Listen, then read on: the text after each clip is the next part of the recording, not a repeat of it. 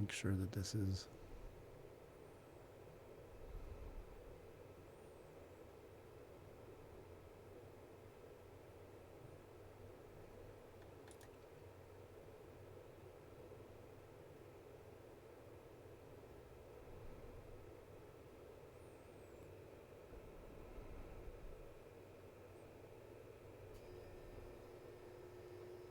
Okay, perfect.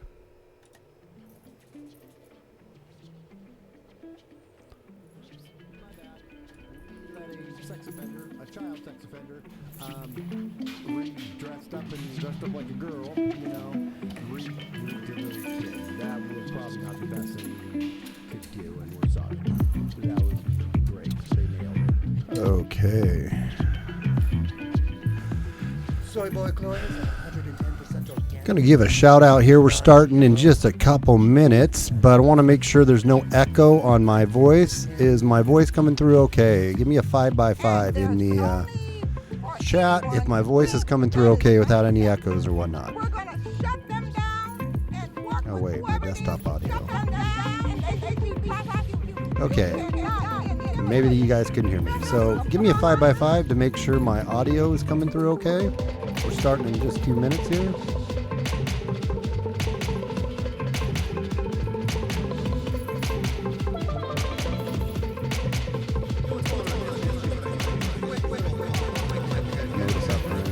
Great. Good, and good. All right. We'll let some people pour in here for a minute, and then we're going to get after it.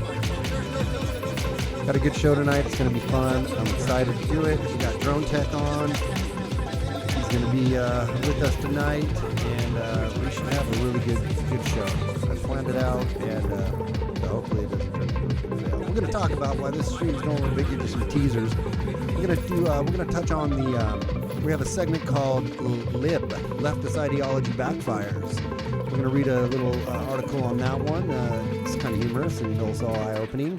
We're gonna do What If the Tables Were Turned, a segment. What if the tables were turned? And that one, we're gonna read another article and discuss. Can you imagine if these tables were turned?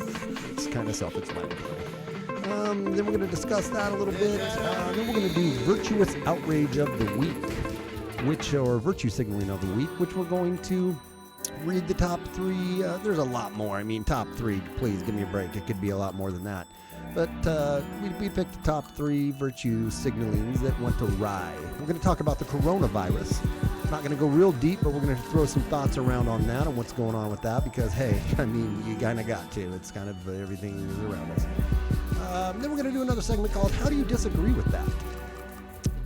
And it's just going to be some simple logic that it's pretty hard to disagree with if you're a normal person. Then we're going to also do a little news segment called Steven Rants, where I just basically rant about something that I think is insane. And after that, we'll do some closing thoughts and wrap it up. It should be a really good show, and I'm excited that everyone is here. And I guess without further ado, what we should do is maybe just get after it. It's 5 o'clock, so let's not be like Fuentes and start a half an hour late. Let's actually try to get this thing going right now. So here, I better mute my phone because God knows my wife will probably call me. We don't need that going through. So, one other thing before I go live. Got to get the special effect lighting going in the back. See, there's always something like that. But we'll start in just a minute. So get yourself something to sip on. Maybe puff on if that's your thing. It's all good, whatever. We don't judge. 1 second here.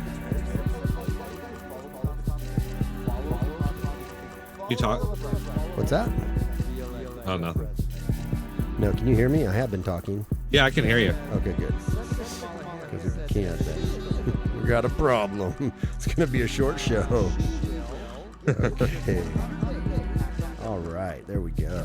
Got the special DJ lighting in the back going. Some effects. Okay. All right, so let's get after this. Welcome back, everybody, to SJG Perspective. Today we have a really good show. It is called the Coronavirus and Cultural Virus. Which one is worse? So we're going to touch on both of those, and it's going to be a good show. Please, any mods that are in here, if you guys could throw up in the house tonight my links to my Parler and my links to the Discord, that would be great. And if anybody wants to find me and follow me, you can do that on Discord and on SJG. Well, you got to get the link for that, so we'll have that thrown up. But on Parler, it's SJG Perspective, and over on D-Live, where we're also streaming right now, we got one patron, Abaddon187, is over there. Make sure you guys subscribe and download the D-Live app, because that is the place to be. That is where all the cool kids are going, because YouTube is not the cool kids anymore. So anyways, without a whole lot of further ado, let me go over to this angle. Oh, you know what I forgot to do too? It's like we can never quite, just go with everything perfect. I'm going to fix the lighting on that real quick. Say hello, Drone Tech, while I do that.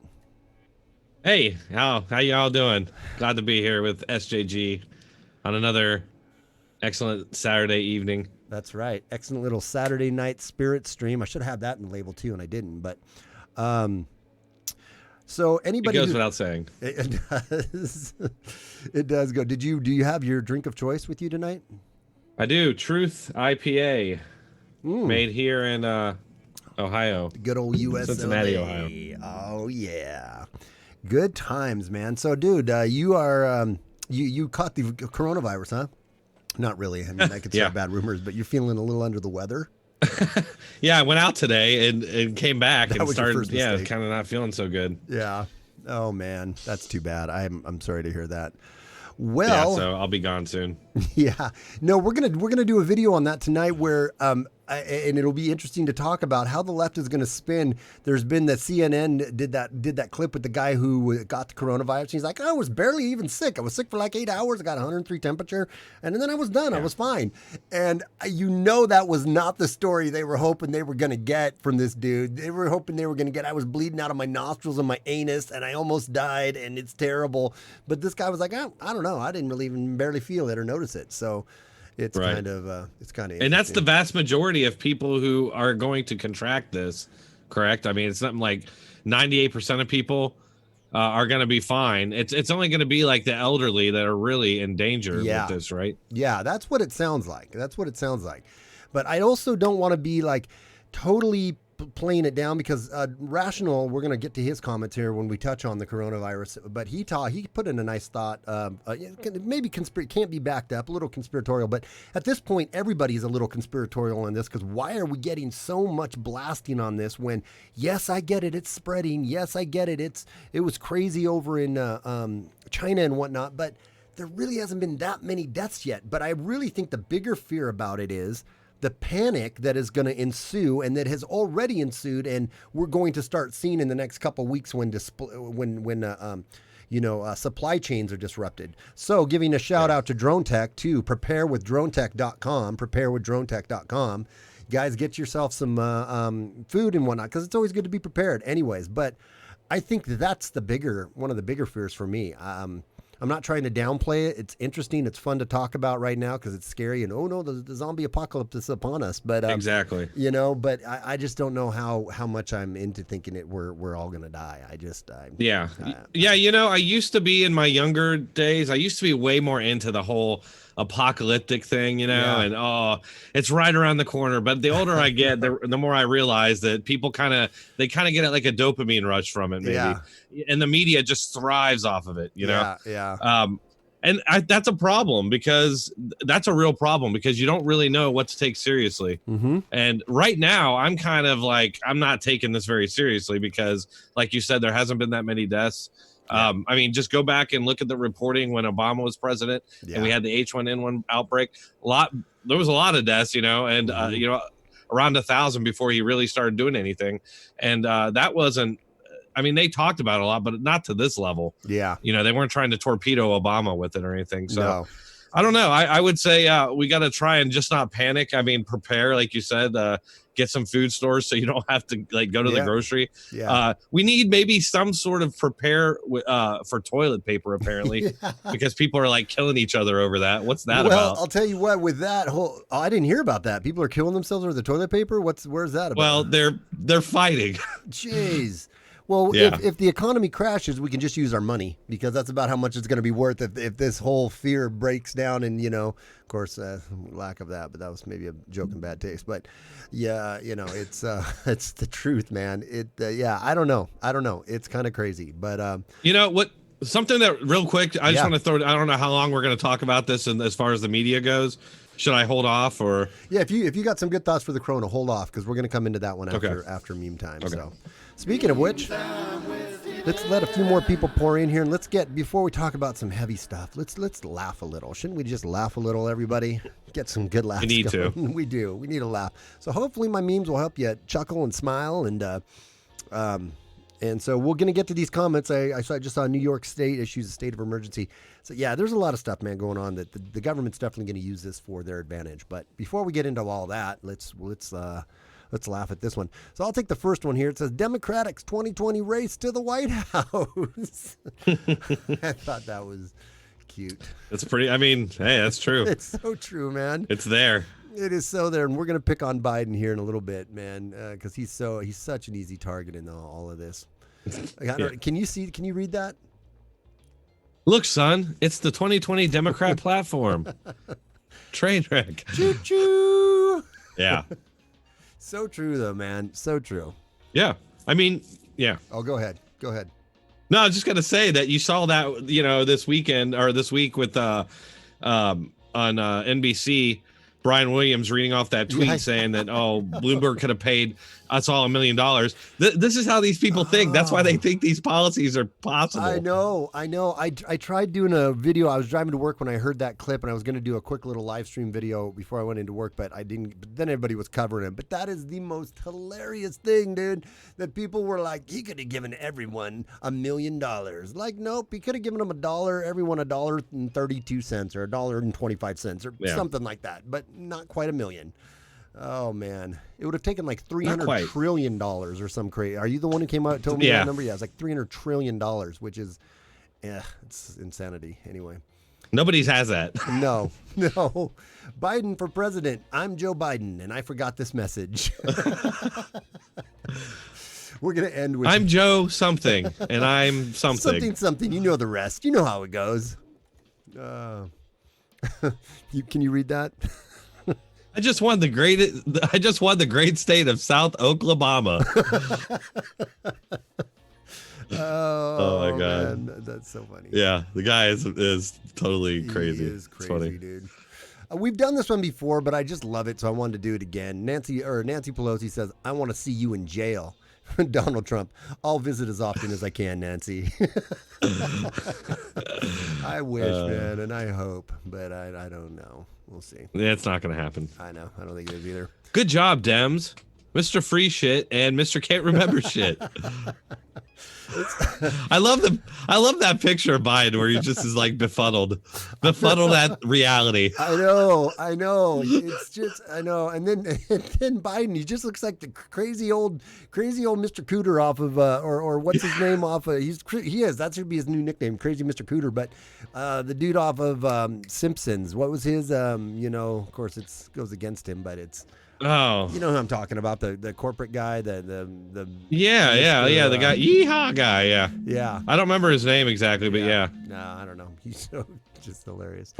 The Texas oil man stereotype. Honestly, with these guys, though, as old as they are, what you really got to be concerned about or be thinking about is what is going to happen, like who their vice president is. Whoever their they have a very, very good chance of becoming president because either one of these guys, I don't know if they could make it through a full term, and they'll definitely be one-termers. That's also the yeah. If Biden gets in there, I have a feeling there's going to be other people pulling the strings there. But doing the job basically. Was it FDR that was in the wheelchair forever, and they pulled that over off everybody? Was that FDR or was that Yeah.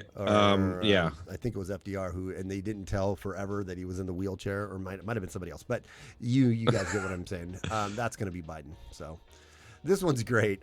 This one was submitted to my Discord channel. If you guys want to Discord some memes to get them up on our Saturday streams, you can go into our meme channel or my meme channel in my Discord and submit your memes. And if they're funny, we're going to get them up here. So this one was Congress should wear jackets like NASCAR drivers so we can know who bought them. Which is really true. It's funny, but that actually is not a bad idea. Seriously, dude, that's a great idea. They should have to. They should have to show what their endorsements are and who's paying for them, the lion's share of their campaign. That goes for the media too. They can wear them as well. Yeah, seriously. Yeah. Chuck Todd. Yeah. Bernie Sanders. Oh, go ahead, yeah. Oh, yeah, go ahead. Go ahead. Air Force One. Yeah, Bernie Sanders as Air Force One. Yes. I thought that was kind of cute. That's actually kind of a cool little van, though, I got to say. Those are a cool van. They are. Yeah. And very Bernie-esque. Yes. The front runners, now obviously Bloomberg's not in it anymore, but the front runners are the party that hates rich old white men. Right. You know what I mean, yeah. dude? It's so... And they just pushed out Tulsi Gabbard. I know. The ethnic woman who's got is very bright. Like, she's like, I really think that if she would have been running, if they would have put her in, I really think she could have given Trump a run for his money on the election. I'm glad she's not in, but she is not, I'm not saying I agree with all of her policies. I agree with her foreign policy of no war. I think I'm spot on with that one. But her other stuff, no. I mean, I don't get on page with. But having said that, she would have been a strong candidate, but that's not what they want. So they want a puppet. Can you read that one? Good morning, liberals. Does this piss you off? Yeah. The building of the fence, which I got to say, it kind of pisses me off we haven't built more of it. You know, I mean, I know he's built some of it, and I get it that he was, tied up with the impeachment, and he's been tied up after tied up. It's been hard for him to get much done with all the resistance he's had. But having said that, I do wish that this would have gotten farther than it has. But yeah, me as well. But whatever. I mean, I feel like any other Republican had been in there and nothing would have been getting done. So True. Yeah, and these Koch brothers and whatnot, I'm like, the more I find out about like the Koch brothers, the more I hate them, man. And I know they fund a lot of the Republican stuff, but man, they're hardcore pushing for like the H1N1 visas and all that kind of stuff, which I think are absolute shit, and we shouldn't have those. Sorry, Cindy. I don't think she's in here because I think she got the hint that, I don't want to listen to her crap. But so anyways, okay. That awkward moment when you come face to face with the corona bug. Oh my God. In this country, apparently people would be screaming, running from the car. Mm-hmm. Yeah, I know. You know what? At first I doubted it, and I'm like, you know what? I started remembering my earlier years working in retail, especially like working at Best Buy with electronics and computers. Right. People are not bright. I know. Okay, I'll take this one because it's small. I don't. I love this one though. It says, "Pat, I'd like to solve the puzzle. Still your president."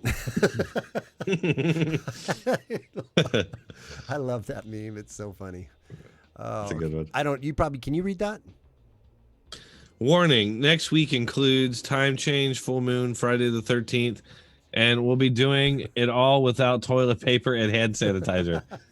May the force be with us. Yeah, no, we need like my toilet paper patriot or something. Yeah, I know. Prepare with DroneTech.com. Get your year's supply of ass wipe. And I don't get that, man. It's like, how many we live forever. Why is that the biggest thing? Now, it's not a good thing by any stretch of the imagination, but I don't know. I hadn't heard there was some. Yeah, people seem to be fighting over it. That's hilarious. Oh, that needs no explanations. That's Don Lemon. Yeah. Did you ever see that girl, the video of her complaining in a drive-thru about her chocolate chip cookies? No. What? Have you ever seen that? And she's got like these big blotchy kind of like freckles on her face or something, or moles, and they look like chocolate chips. And so like all these people are editing and putting her face on the chocolate chips, and they look just like that. It's funny. Oh, I haven't seen that. That does sound funny though. Yeah, that's an old one. So this one might offend some people, but it's coronavirus. Oh, that's nice. I thought it was kind of funny. That's a good one. That is Monica Lewinsky. So does anyone know what that is tied to? Anxiety Oh manager. yeah. Bill Clinton saying that Yeah. she helped his anxiety. I cannot believe he said that. I know, man. It's like he's getting a little glitchy in his old age too, but it's like he's like, I'm not proud of it, but I just had a lot of anxiety. Well, duh, you're the fucking president, dude. Of course you're gonna have anxiety. It doesn't mean you bang your intern in the Oval Office and then lie about it. You know what I mean? Yeah. Oh. The media went easy on him, though. I mean, yeah, of course there's they not did. really been much backlash, of course. Yeah. You take that one. Elizabeth Warren signals the end of her campaign. Smoke signals, everybody, just in case we Yes. didn't get that. This one is hilarious. Oh, my God. The long, lonely ride home after your billion-dollar presidential campaign is cut short. Oh, Yeah, but you know what? It is a drop in the bucket in his wealth, really. I mean, it's not it that is. much. It's Damn. nothing. It's like, what is he? We're 60 billion, so $60,000 million, and he spent, 500. So it's like, if you had $60,000 and you spent 500, you wouldn't even feel it. You'd be like, oh, whatever. That's the equivalent of how much he has. It's insane. Go ahead. Oh, man. He probably eats his boogers. I'm here for your guns. I'm here for your money. Why am I here? that perplexed look. That next to Hillary Clinton and her when the balloons came down and she went nuts. Yeah. The whoa. Yeah. Yeah. What, man, to this day, I'm like, what in the hell was that? That was a small aneurysm, I think. That was a small stroke. That and like when she's doing the interview with the lady and she like freaks out. Yeah. She's like, whoa. Yeah. yeah. Yeah. I still love playing back the time that she was at it was 9/11 memorial and they had to rush her out and throw her in the car and they left one of her shoes on the sidewalk. And the final one. Yeah, she like fell over. And the final one of the night goes, "We hold these truths to be self-evident, that all men and women were created by the, you know the thing." The thing. No, though, men and women were created equal? Is that what you were going for, Crazy Uncle Joe? Oh. Rush Limbaugh was saying, and I think he's onto something, that actually shows that Joe might actually have some like control over himself, because he knew that he was speaking to a crowd of Democrats, and to say anything about God would be, he'd probably get some backlash for it. So that's why he kind of diverted off that path. Oh, yeah, that could be. So, well, that was another episode of. So now we got some people in here. Thank you guys all so much for hanging out. Welcome. You're very well. Thank you so much. So yeah, I was doing some I put together some segments, and I came up with a article that is, and let me switch this over to studio mode so I can get that ready. That was just, I felt so apropos. Is that it? Apropos. That sounds right. Yeah, I think it is. This is a leftist ideology, so I want to cue it up here. Oh yeah, that's the one right there, so I can read it when it comes up. Oh, hey, real quick. Yeah, go. Oh, no, I'm sorry. Just before I forget, hey, Kenneth Nicely, thank you so much for your generosity. I know you're in the audience there. Anyway, go ahead. Yeah, thank you, Kenneth. I don't know what we're talking about, but did he give you a good super chat or something? Oh, yeah, Robert, too. He's very supportive. Nice. Yes. I can't wait till I can get super chatted. I can't get super chatted right now because I'm not monetized. Oh, man, yet. really? Yeah, I'm not monetized yet. I only have I need to get like another 1,000 hours of view times or whatever, but... well, you do have a PayPal. I do have a PayPal. Right? Yeah, I do have a PayPal. Yeah, it's I think it's SJG Perspective PayPal, and I think it's in some of the links somewhere. I don't know where it's at. Oh yeah, right there, SJG Perspective PayPal. So yeah, you can PayPal me there, and then I have a Venmo too if you guys want to drop there, or you can D-Live me some money over there on D-Live. You can super chat me on D-Live. But this next section is called Lib. Leftist Ideology Backfires. And we are going to transition to that right now. L.I.B. Lib UC. Leftist Ideology Backfires. So, guys, in this week's episode, the first episode ever, or installment of Leftist Ideology Backfires, we have an article that I pulled from the Blaze. Probably you can pull it from other places, but it says high school closes gender-neutral bathroom after student is arrested for sexually assaulting another student. It says, yeah, check this out. Authorities arrested an 18-year-old student in Rhinelander High School in Rhinelander, Wisconsin, after the student allegedly sexually assaulted one of his fellow students. According to WSAW-TV, authorities arrested the 18-year-old student, identified as Austin Sauer, on Thursday on charges of child enticement, fourth-degree sexual assault, and exposing genitals to a child. Jesus. The Wisconsin legislature defines fourth-degree sexual assault as sexual contact with a person without the consent of that person. Pretty logical. A spokesperson for the Oneida County Sheriff's Office said the incident took place in the school's gender-neutral bathroom. The school has now closed the bathroom to its student population. Good move.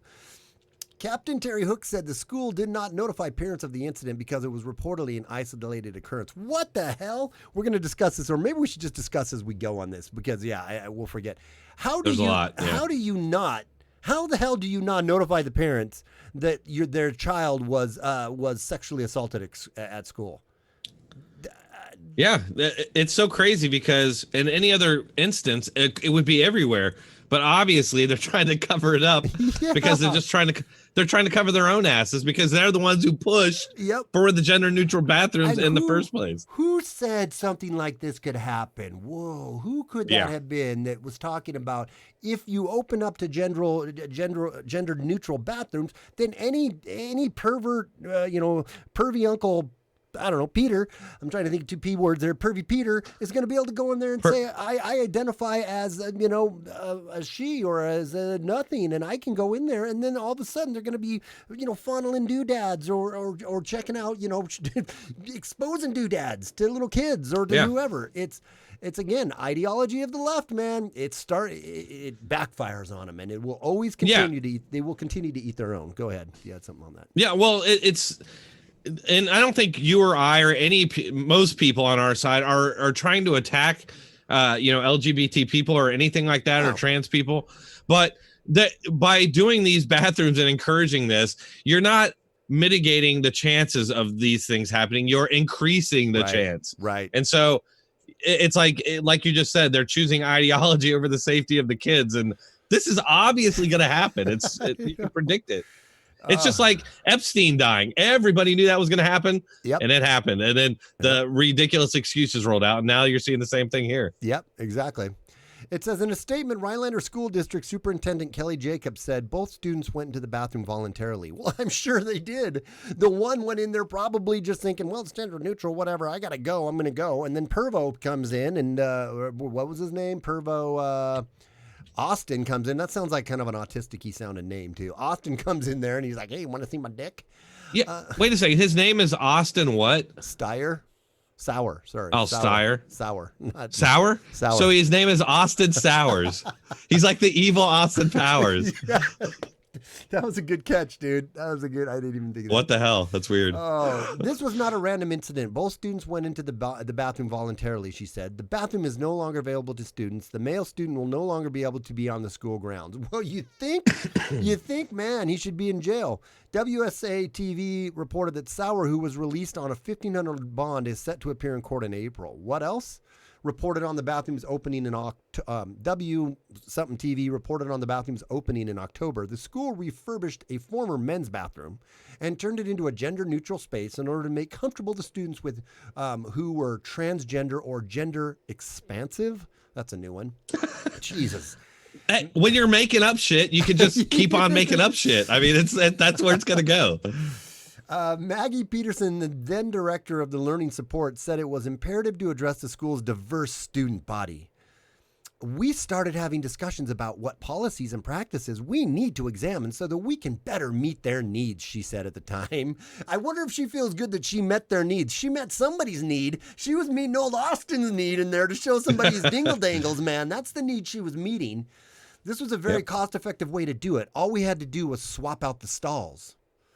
The one trans student said that such bathrooms make a big difference in the lives of transgender or questioning students.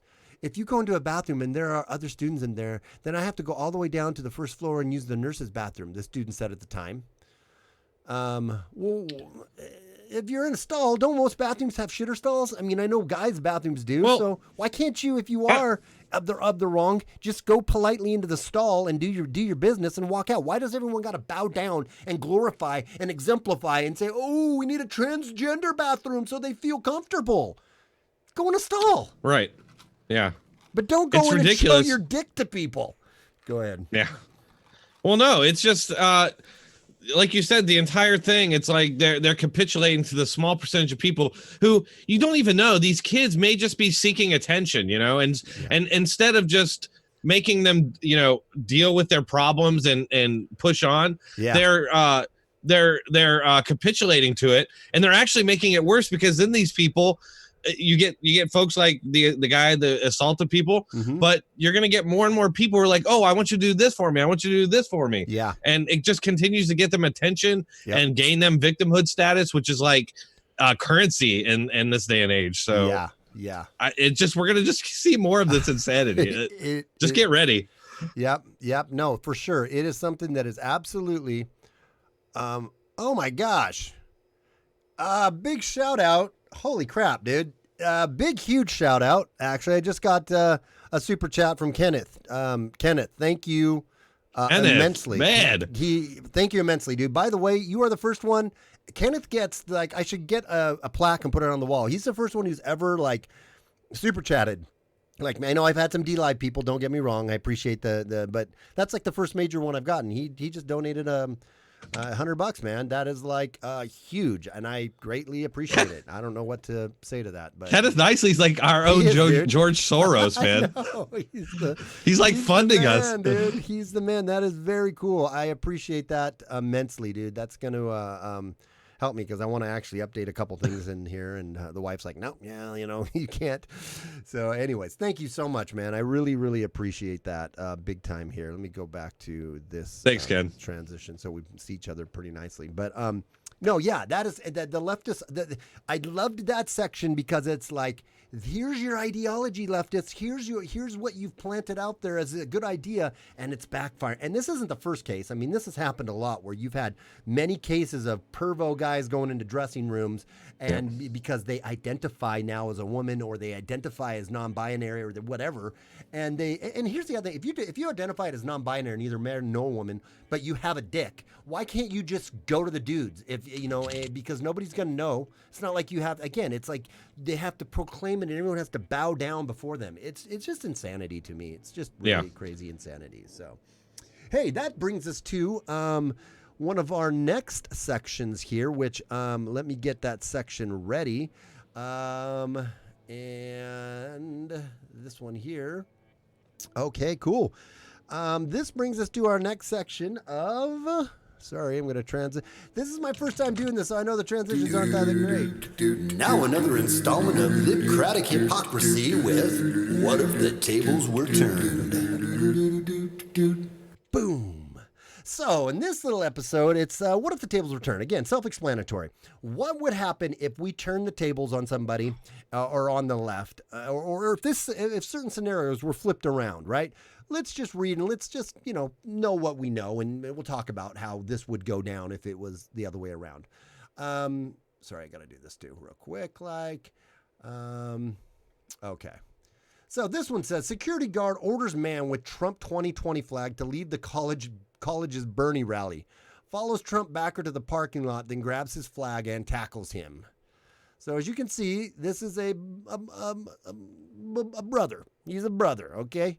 And he didn't like the Trump flag. So it says, video shows a security guard at college rally for Democratic Socialist President candidate Bernie Sanders telling a man holding a Trump flag to leave the area outside the rally. After some discussion, the man holding the flag complies. But more video shows the security guard following the man with the Trump 2020 flag all the way to the parking lot on the campus of the Virginia Wesleyan University, Virginia Beach. Finally, video shows a security guard grabbing the pole of the Trump flag, tackling the supporter of President Donald Trump to the ground. I'm not an aggressive person, Marcus Goring, the man who held the Trump 2020 flag, told Wavy TV after Sunday's incident. Goring and his friends simply wanted to exercise their First Amendment rights. Well, that was their first mistake right there. That if you're going to a Democratic Socialist, aka Communist Bernie rally, they don't support First Amendment rights. You know, they don't believe in First Amendment rights. And so that was probably your first problem right there. Did you want to? Can I ask, was that a private event? Private property on a private event? No, it was at a college campus. Okay. Okay. Yeah. Well, depending on that, they may not have had a case to kick them out. But, first let me say that there's a lot of problems with I'm a supporter of the police in general, but there are a lot of police out there with egos, and that gets them into trouble. Same thing with these security officers. Yeah. There's I don't know if you've ever heard of like First Amendment audits or Second Amendment audits. If you haven't, look them up on YouTube. There's lots of them. But over and over again, you see these security guards go way above and beyond their rights. And my guess is if he tackled this guy, Trayvon Martin, he's probably got a lawsuit on his hands, is my guess. Yeah. Oh, yeah. I'm sure he does. Because they're owned by, obviously, those private companies own the security companies.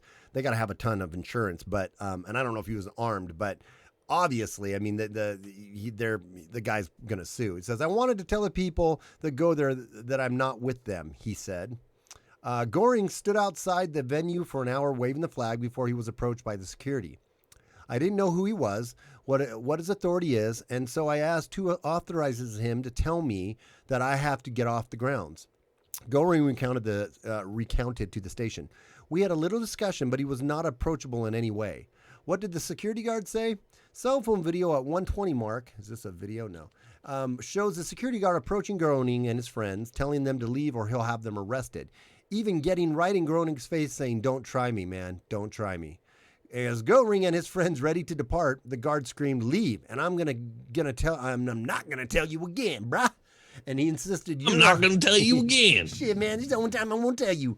You're on my property. This is private property. Okay, so it's saying it's private property. So we'll have to look into the details of that. While Groening and his friends walked towards the parking lot, followed by security, one of Groening's friends told the aggressive guard, you're very violent, sir. The guard's reply, you ain't seen violent, buddy. The guard also refused to give the name or the badge. Getting physical, finally video captures the moment that the guard got physical with Groening and put Groening into the parking lot. He approached me from behind, and the rest is on video, Groening said. Well, where's the video at here? I can tell you right now, a lot of these security guards and cops, for that matter, don't have any idea. A lot of times they'll just say it's private because in usual circumstances, the people will just listen. Yeah. So who knows about that? Yeah. But even that security guard has no right to get physical. Like, if it gets to that point, he calls the police and they'll take it, Yeah. I mean, can you imagine if the guy was a white security officer and he told a black man that he was not allowed to display his Biden or his Bernie or his Warren or his Black Lives Matter flag on campus? Right. Now imagine if that same national issue. Right. Exactly. Imagine if that same white security officer followed the black man into the parking lot and tackled him and took his flag. Imagine what the headlines would be. Imagine how long we would be hearing about this forever. You know what I mean? It would be marches. Oh, dude, it would be in wall-to-wall. It would probably beat out the Corona wall-to-wall coverage in America, at least for a good solid week or two, Let's see what this says. This happened at Saturday's rally for Bernie Sanders. And that protester tells 10 on your side's Jason Marks that he should be allowed to voice his opinion on the candidates, Jason. And guys, that's the way he feels, and that's what he says he was doing until he was told to leave the campus. The campus. I'm not an aggressive person. Marcus Goring and his friends wanted to exercise their First Amendment rights Saturday night outside the Bernie Sanders rally. Tell the people that go there that I'm not with them. Goring, who supports President Trump, stood outside the event at Virginia Wesleyan University for about an hour waving a flag before he was confronted by a campus security officer. Yeah, they're kicking out the Trump guy for saying Trump. So I didn't know who he was, what his authority is, and so I asked him, this dude's got a big lawsuit. You to tell I have to go off ground. Leave. I'm not going to tell you again. We have a little discussion. But he was not approachable in any way. Well, this guy's... But as he was walking away, security followed. This guy's clearly a white supremacist. I think he's German, so this guy's probably a Nazi. Okay, so he was justified. Look at that haircut. I know. Look at that. Look at that. I mean, just trim that mustache down a little bit, and you've got one of the... He's a Nazi, dude. Dude, that's a total stealth Nazi mustache, man, like you said. Because you take it... Yeah. Sorry. Hey! Hey! Oh my God, dude! No. Scrapes on his knees. He couldn't believe the guard even pulled out his baton. Saw that he was pulling a weapon, and that's when I ran. And that's when they pulled my gun and they shot him. Just kidding. Yeah. Oh. It was a matter of getting that Trump that's flag his attorney. He should knock his ass out with his knee. Oh, dude, he's getting his ass sued. Somebody's going to be at the unemployment line. Tim Anderson to go over his legal options. Well, there's consequences to actions. Right, we get it. Okay, we get it. So that to me was, kind of insane, right? That it's like if the tables were turned on this one, oh my gosh. But then again, here was another one where the tables were turned. Black mass shooter murders 5 in mass killing. Media blames racism for the rampage. Here it is. Here's a perfect example of turning the tables. It's like you have a black man that goes in and doesn't fit the narrative, and he shoots everybody. And then what does the media want to report on it? What does the media want to say? The media wants to turn the tables on that, and they want to say, well, it's because he had to deal with a lot of racism. He had to deal with a lot of, people making fun of him or people giving him a hard time. I get it, man. If somebody, I get it. You maybe did have a hard time. Maybe there was some people that were rude to you. Maybe there was some people that it went so far as to drop the N-word. That does not give you the right to take your gun back and shoot people and then us think, well, it was justified. It's a poor black man. Right. Right. It's a poor black man. Yeah, I mean, obviously, if the tables were turned, it would be completely different. But also remember, this happened before. I mean, wasn't there another guy who live streamed him shooting some of his co-workers that worked at she was in the middle of an interview. Yeah, she's a reporter. Right. Yep. And he killed her and her cameraman and some other people. And the media did the exact same thing. They said, oh, it was racism. Yeah. And so, I mean, obviously, and I can't remember where exactly. A couple of years ago, I was looking into this, and I found an actual report where the journalist was like, well, yeah, when it's black on white violence, or if it's something like that, a black mass shooter, we tend to hold back on it because we don't want to direct any negative attention towards that community. Right. And on some level, I can kind of understand that, except for they do the complete reverse when it's a white guy. Right. So it's like they try to make that like, oh, be pissed off at white people about this, Right. Right. No, it's totally true, man. It's if the tables were turned on this kind of a scenario, your response is 180 degrees going to be different than what you have in this scenario. If it was a white dude like the first guy, if it was a white dude who tackled a black guy because he had a Black Lives Matter, he's telling, man, that would be Donald Trump's America, Donald Trump's racist America. You'd have Chris Cuomo, you'd have Don Lemon, you'd have Chuck Todd, you'd have every politician and celebrity tweeting their ass off saying how terrible this is because of X, Y, and Z. You know what I mean? What if the white guy was complaining about racism against him? Right.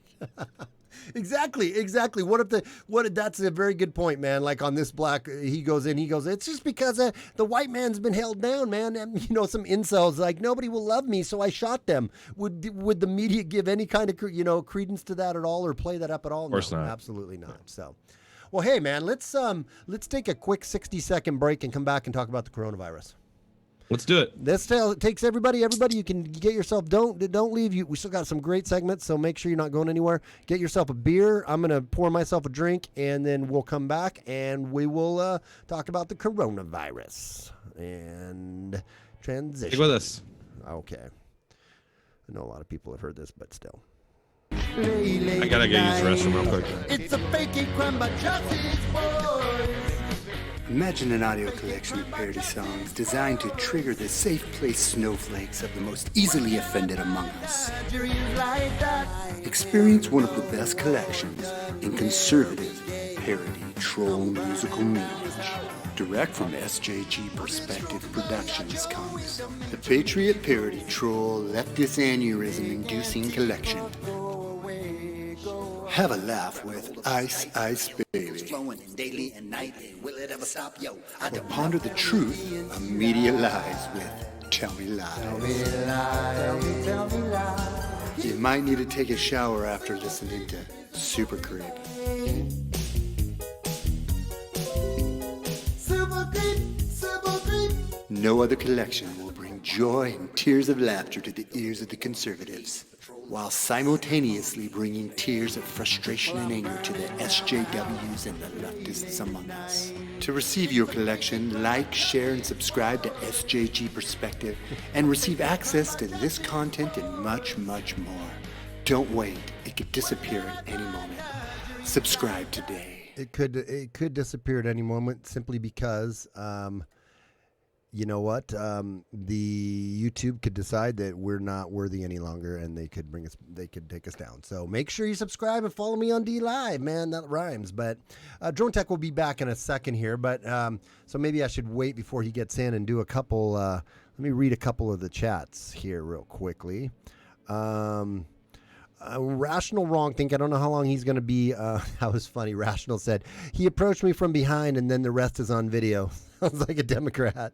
Dale said mall cop early years. That's funny. Threw some funny memes up on SJG Discord. Enjoy, laugh out loud. Thank you, Kenneth, again. And for the memes, we're going to definitely take a look at those. That'll be good. Go pound eucalyptus leads, Moto said to probably to whoever is sick. What's his face? Drone Tech. What's his face? Supporting Rob.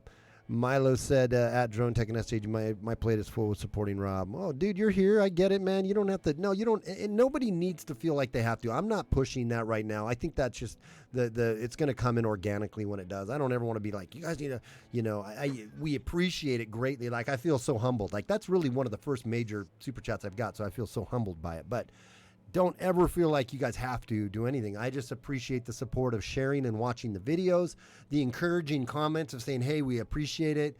I appreciate your content. I appreciate what you're doing. It takes a lot of work. Putting this little show together, like all the segments and stuff, took me a better part, pretty much this whole week. When you're the producer, the engineer, the everything, it's kind of hard to do. I enjoy doing it. But anyways, it's something that is definitely, it takes a lot of work. So I just appreciate you guys hanging out with us. So that's Can I say something about that real quick, too? Yeah, you may. Excuse me. I have a cold. I'm coming down with something. Eucalyptus. I'm not sure what you said, but same thing. Like, if you can't donate or anything like that, I totally understand. And I just appreciate it that you're watching or that you like the video or you share it or whatever. Yeah. So it does really help when people do pay and donate, because we have software licenses to pay for or subscriptions, bills in general. So it really helps. Yeah. Kenneth said, years ago, we had a problem in high school. White would wear rebel flag shirts, blacks Malcolm X. School did away with both. And here's the thing, man. People should be able to wear both of those and realize that doesn't mean I hate you because you're black or you hate me because I'm white. It comes from, there's a history to both, right, that you can support, and we should still be able to talk about it and see the pros and cons of both. Right. They don't want us talking about any of these things. They want people in their hardened positions. Yeah, exactly. Because then you would come to an understanding. You'd come to compromise. You'd be able to vehemently disagree and then shake your hands afterwards and walk off. As long as you weren't shaking your peckers together, as Kenneth just said, don't shake it more than twice. Sometimes you got to give it an extra shake. It doesn't mean you're playing with it. I mean, you can shake it and wiggle it and do a dance. Those last few drops go in your pants.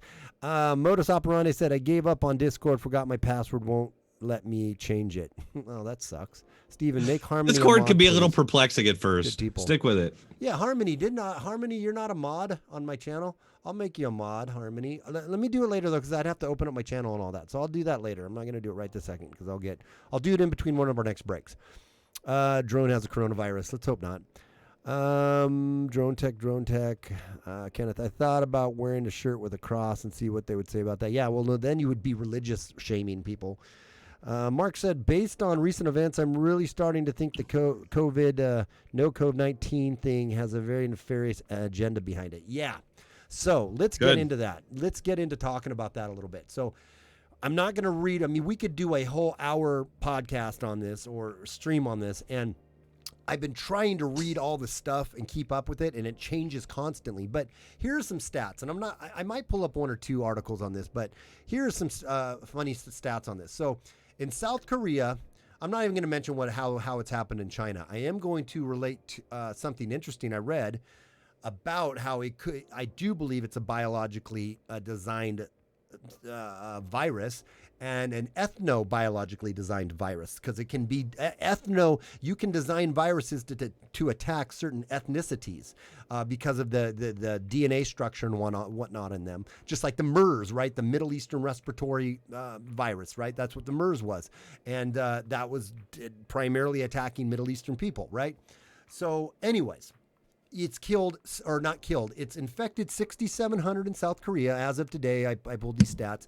Italy, 4,600. Iran, 5,800. U.S., 331, which I think in the next week will be exploded up into the thousands. France, 653. And in Germany, 684. So it's infected these people.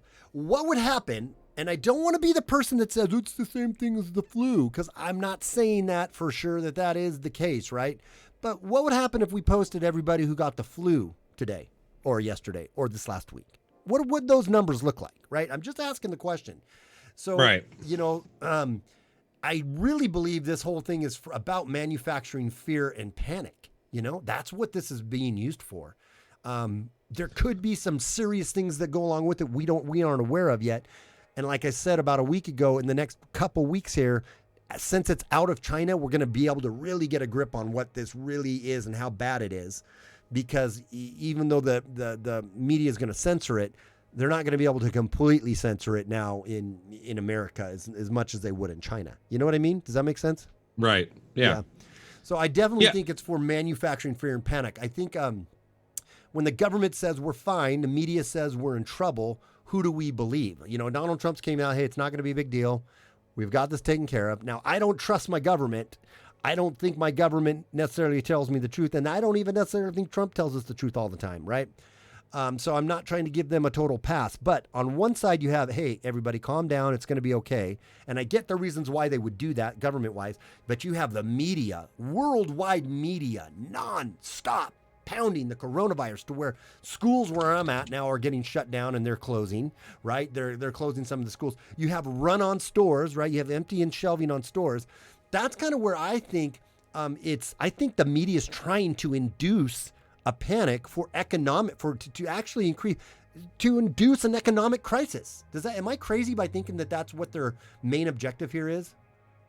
No, because that's all they do. And they've done it to us countless times at this point. I mean, I've been paying attention since really the Gulf War started when I was like 11 years old. But really the Clinton administration was the first time I was really. And I just feel like ever since then, it's just been like scam after scam, especially once you get to the Trump administration.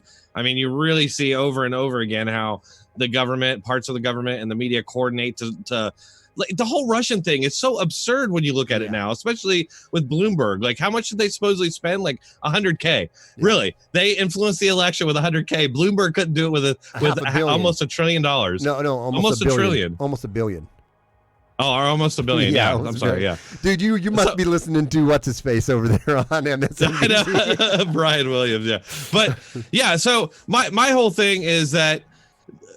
This once again just shows how the media is not so much the fourth estate anymore, and they've actually become almost like a liability. Yeah, and because you don't know what to take seriously, you don't, like you said, you don't know. Mm-hmm. And my default position is not to take it seriously and to just disbelieve anything I'm hearing. Yeah, that's on TV in general. Yeah. So Lee Spicy PC said, I always mess that up. Lisi PC said, I live here in Toledo, Ohio, and I was in a part of the water crisis when the big algae bloom happened. The panic is much worse than the actual problem. The panic is much worse than that. Yeah. I mean, let's look at numbers from past. No. The panic is much worse than the actual problem. Yeah, exactly. Sorry, go ahead, man. Go ahead. No, I'm just saying, like, so just go back and look at the numbers. The flu, the common flu kills way more people every year. Something like what, 40,000 or something? Yeah. And the H1N1 kills something like 12,000 Americans by the end of it. Right. So, I mean, we're at this point, it could turn into something. Who knows? I mean, this could blow up into something real. I don't know. Well, there's a good there is a good. Let me see if I have my article window. Let me hang on one second, guys. While I'm on this one here, I got to get out of studio for a second because so I can see if I have a chat window that I can open up my shoot. I don't know where to do. You've never seen the movie They Live? Just it's because somebody kind of referenced it there in chat. If you've never seen the movie They Live, I highly, highly recommend it. Great movie. Yeah. Let me see if this one has a. Oh, damn it. Sorry, guys. Stick with me for a second here. I'm trying to figure out where I can share a. Here, I'll do this one. I'll do this and I'll open up. Nope, that's wrong. So you have it, dude. The drone tech is infected, everybody. Okay, here we go. We'll do this one and I'll just play it over the. We'll play it over the top of. Okay, perfect. We'll just play it over the top of us here. But I got to bring it up to the top. Overall, I'd say that if you look at just everything else that's gone on, it's all been done to undermine Trump. Right. You got to chalk this up to that. No, I know. It definitely. I mean, I don't know if I can say they did it right to do that. But here, listen to this. So with all the panic ensuing about all of this stuff, right? Let's watch this little clip from CNN. Sorry about the poor. Maybe I'll bring that down. I didn't. It was like the poor producing, but we'll just go like that. It doesn't matter. So listen to this. So all the panic, right? And so Anderson Cooper is interviewing this guy, and he's like, he caught the virus. Maybe you've seen this or not, but this is what the guy says about it. We're gonna watch this video. It's gonna take, I don't know. We're not gonna watch all of it. We'll watch. I got a great example of this too when you're Paul done. wants to know this. What does it feel like to have the coronavirus? I know you said you're feeling great now. What was the first symptom? What was the worst? Did you bleed out of your anus? Compared to exactly. Yeah, the common denominator seems to be a spike, a very high fever in a very quick amount of time.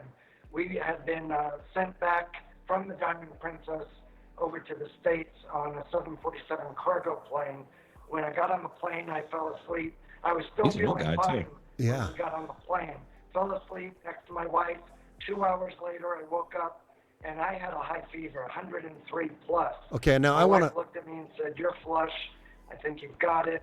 I went back to the doctor on board the plane.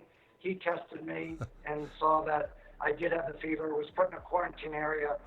Dude, put in a quarantine area? You're already on the plane around everybody. What in the hell does that even matter at that point to put in the quarantine? But here's the thing that I find interesting, and I'm going to really go out on a little bit of conspiratorial ledge here. What if the whole coronavirus thing has already been going around? Because I have not been sick in 3 years. My wife's got sick. My kids got sick, whatever. She has a daycare, so she gets snotty kids that get sick all the time. I haven't been sick in 3, 4, maybe it's been like 5 years. I haven't been sick. I don't get vaccinated, never had a flu shot in my life. This year in January, I get a cold. I get it for a few days. I'm not terrible. I go to work. But remember that one video I did? My throat was scratchy. I had snot. And one of those days in there, I got a little bit of a fever. It's probably 1, 2. I didn't even take my temperature. But I had a bit of a fever. It passes. Okay, I'm like, okay, I shook it. It was a 3-day whatever. It took me a week to get it completely cleared out, but I felt better after a few days. Flash forward 3 weeks later, I get sick again. And I recatch this thing, whatever it is, and it's kind of the same symptoms: sore throat, congestion. My lungs were a little congestion in my lungs and whatnot. And it sticks around for a couple days and it's gone. My wife does it too. She gets sick the same time I do the first time. She gets sick again. And then my daughter, out of nowhere, just like what this guy's talking about, my daughter out of nowhere, she's fine. She's out playing around with her friends one day in the backyard. She comes in that night, out of nowhere, she gets 103 temperature.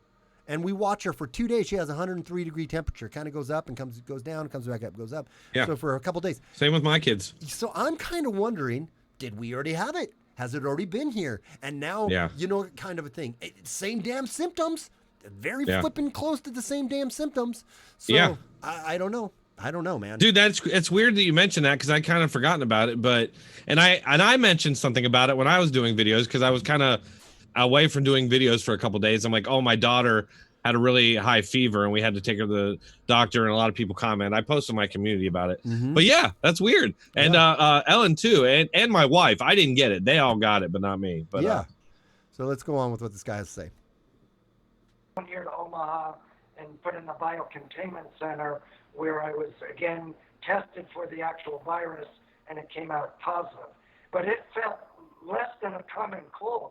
I didn't have a stuffy nose, didn't have a sore throat, no, the fever was high, but no body aches, no chills, no sweating. That usually comes with 103 fever. Yeah. And after about 8 or 9 hours, the fever was gone. Dr. Rupp, it's Sanjay Gupta.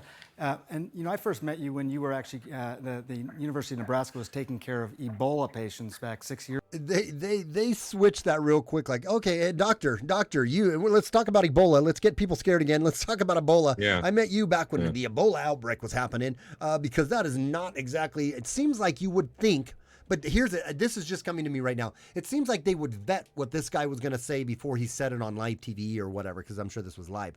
But then again, we go back to the same idiot, Anderson Cooper, who interviewed the chick who said Donald Trump raped her, and then she went on to say that rape was cool and the most chicks like rape or whatever. Remember that whole thing? So maybe they didn't vet this guy, and maybe they were thinking this guy was going to come out and say it was terrible, and yet he comes out and he says, it was less than the common cold.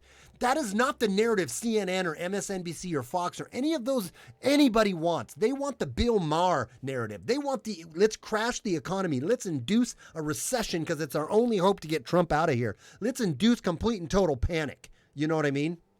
I don't know. Those are just some free flow thoughts with Steven. Years ago. Can you just give us a sense of how the patients are doing over there in Nebraska? How we hear from Carl about how sick have some of these patients become? Yeah, well, we're very pleased to serve as a national resource in this time of need. And much of the experience is exactly as was just related. This is a virus that can cause serious illness, but in most people it's relatively mild. Fevers, cough. If you're not in a shithole country. Unfortunately, if it progresses to worsening lower respiratory tract infection, pneumonia, and in its worst instances, death. That seems to be more prevalent in older folks and those with That's the worst instance in anything. Again, the majority of folks. Bullets and guns are fine, and in most situations they don't do anything, but in worse scenarios they can cause death. We've taken care of recently that actually we've had 7 of them restored to health and have been released home. Okay. So we don't need to watch all of this right now. I want to get back to these points here of something here that I want to raise. I'm going to mute that. Okay. So here's the thing, guys. We watch that, and you understand that it says CNN, runs this clip of the guy who recovered with very mild or reaction.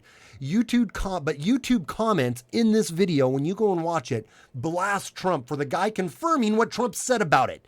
They literally have TDSD or TDS, because I watched the comments on this and they're like, well, this guy can tell us more about what's going on with the virus than Trump could. Excuse me. Trump said, hey, it's really probably nothing to worry about. Don't get panicked. Don't freak out. And then this guy comes out and confirms what Trump said, short of Trump catching it himself and being able to tell you a firsthand account of what it is. He's being informed by his doctors and the specialists of what he's telling people. And then people still give him shit about it and say that, Trump can't even tell us as much as this guy told us. I don't know. I mean, they're obviously going to take the opposite position of whatever he does. Exactly. And spin it. Right. But I mean, and they're straight up rooting for it. I'm going to play it if you don't mind. Does it share audio if I play it? I think so. I think you're. Let me try real quick. I think I got to give you access to audio. Let me do that. I just want to play this real quick because it's chilling. Yeah, let me. I'm going to try playing it right now. Hang on. Let me make you the host. Okay, hang on. Do you want Ryan to be host? Yes. Okay, I can't hear. We can't hear it. Why can't I? You can't hear it? No. You might need to share on there the sound on your Zoom screen. I don't know if you can share. Okay. Okay, here we go. Okay. Yeah, you guys see this. It's just crazy. For the same kind of moment. And if there's any moment that would shake that 40%, the folks who would allow him to shoot someone and write down 50, if there's any moment, it's this one. Because it's babies, it's friends, it's loved ones. It's old people in nursing homes that can't have their daughters and sons and grandchildren. It's your nana, right? And so it seems to me that this is an event that could take down a president. I'm trying to put together both of your points, Katrina and no adults. I mean, Katrina was ultimately overcome or survived by the fact that the adults took over, took the reins, and the president kept his word on rebuilding New Orleans. He kept the faith with the local workers. We were storm chasers. We went to every subsequent storm, and we did better. I mean, what's the prospect? And I've read everything that the New York Times. You guys have a live coverage like you do after any natural disaster on this, and I read every single update. I mean, there hasn't this. We haven't reached the bottom, so there's no opportunity to pivot. I mean, where do you think this? So basically, it's just like they're rooting for the worst to occur. Yeah. For obvious political expediency. Right. It's just sick. And Brian Stelter calls that a conspiracy theory while they openly do it. Yeah, exactly. I'm going to reclaim host. Yeah, no. I didn't know I claimed host. Sorry. Yeah, no, I gave you host. Oh, okay. Can you, you are viewing Ryan Stutz. Can you stop sharing your screen? Yeah, I don't know how to do that. I was looking for it. I was looking for it the whole time that was going. Hide view panel. Hold on, let me see. Let me see here. I'll come back. I want to claim host me, and way to go, drone. Oh, I'm sorry, man. Do you want to leave? I don't want to leave. I'm trying to here. Don't say cancel. Don't leave meeting. No, here. Let me see here. You will stop sharing. Do you? No. Man. Yeah. Okay. I have no I have no. And I put here more. Or maybe I need to stop video, make host, allow, stop participant sharing. Stop participant sharing. There we go. There we go. Boom. Okay. So. Okay. Sorry about that, no, guys. I think that was my fault. So anyways, I needed to stop it. But anyways, yeah, here, the craziness of this whole thing is that they want to make it Trump's fault, right?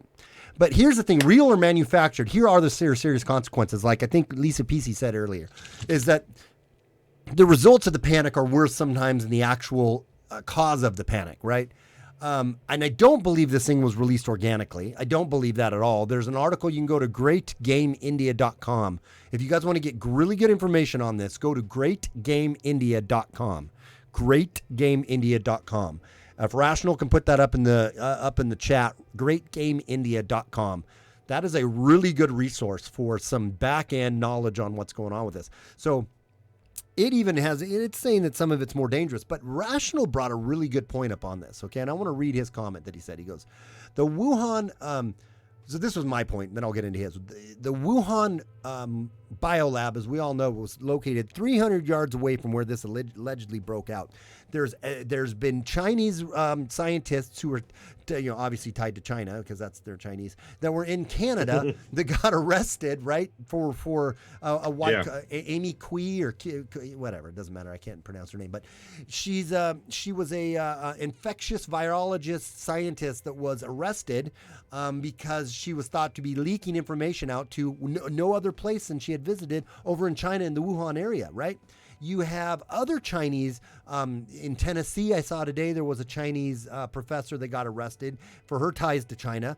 You had, I found out through Great Game India, through this article in Great Game India, that in October of 2019, there was a special U.S. military envoy or group that was in China, and I want to say they were in the Wuhan province in China. So there's ethnic designed diseases that are meant to take out or affect certain people worse than others, right? So like the SARS or MERS and whatnot. Doesn't mean we can't catch it. It just means it's going to have a less of effect on us if we did. If like it's designed for Chinese people and we catch it, we could catch it, but the symptoms could be mild. Whereas if a Chinese person catches it, it could totally be horrible and terrible. So what if this was done by either, and these were the conspiracy theories juggles are thrown up, either by us to disrupt them, the CIA, some black operation, and I know that's a conspiratorial train, but what if we did it to disrupt China, right? With all the, the whole trade war and all that other stuff that's been going on. What if we did it to completely disrupt them? Or what if China did it to its own people to thin the herd and to use it as a cover to go in and to grab dissidents and get rid of them? I mean, I don't know. I'm just throwing stuff out there. There's so many different conspiracies that are possible. I know. But I mean, isn't the lab that this came from supposedly called like Umbrella or something? And it's got like the same insignia as the Umbrella Company in the Resident Evil series, which is totally crazy. But like, why is there that similarity? That's weird. It's Illuminati for you. It would be something they would do. I don't know. I don't know what's going on, but I do know this. And this goes to what Rational, he put a comment earlier that I thought was really good. And I put it in here for my points to cover. Rational said, he goes, it seems to me that the coronavirus is almost certainly an escapee from a UN-sanctioned biolab operation in China with nefarious intent, like almost everything does that involves China and or the UN.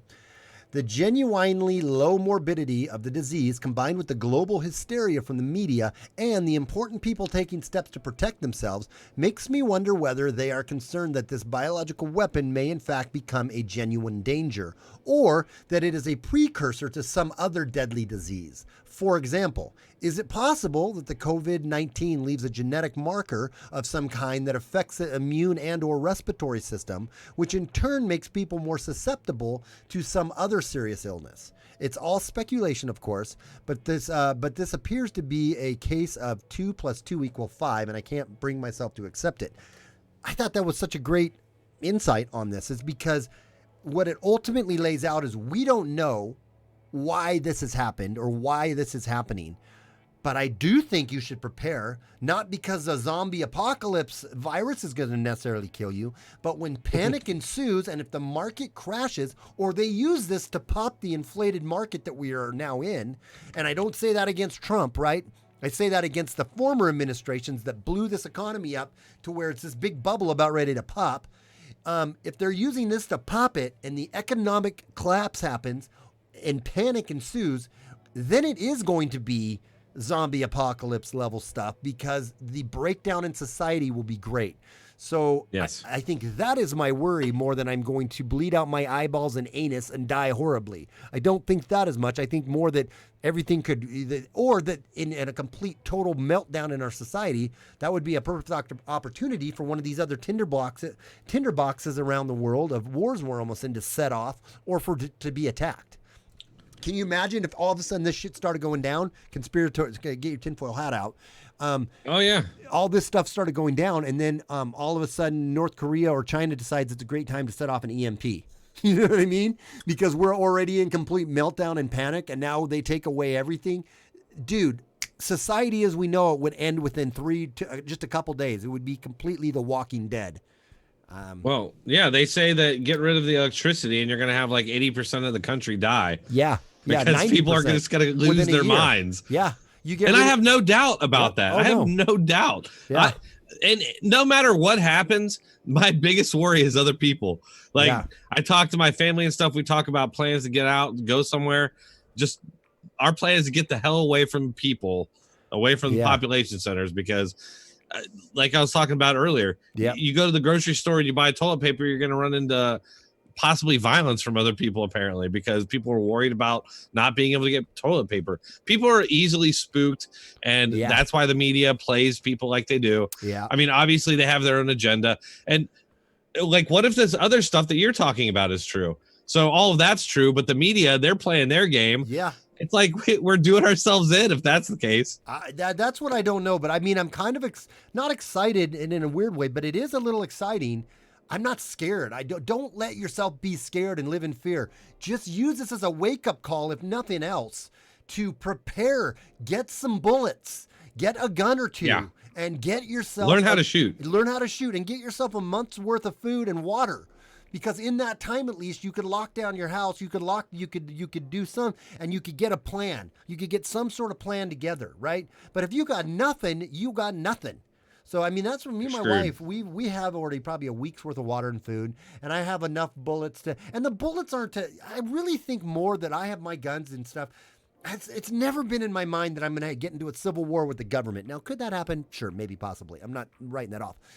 If society breaks down, you think Chicago, inner city Chicago's bad? Inner city Chicago becomes everywhere. and you have all these homeless people and craziness going on now, they're going to be the best off, by the way. The homeless people, they're going to be like, nothing's changed for me, kind of a thing. They'll know exactly how to live. They know they're the most prepared, dude, of how to live in these. Yeah. But the bullets are for protecting your family against the breakdown of society more than I believe they're meant to protect yourself against a government gone corrupt. It could be one and the same, but that's what I believe. That's my whole. So I'm buying myself probably a couple thousand rounds of some 9mm, and I got a 223, and I'm gonna get some of that and some 12 gauge shotgun and some food. So if shit goes crazy, I can regroup with my family, figure out what we're going to do, get in my 4x4 and go bug out to my buddy's place out in the middle of nowhere. And you know what I'm saying? And get yourself some gasoline. These are things. Get yourself a couple 5-gallon, gasoline. Go buy. Here's another thing. I'm sorry. I don't mean to rant right now or get all crazy. Oh, no, you're fine.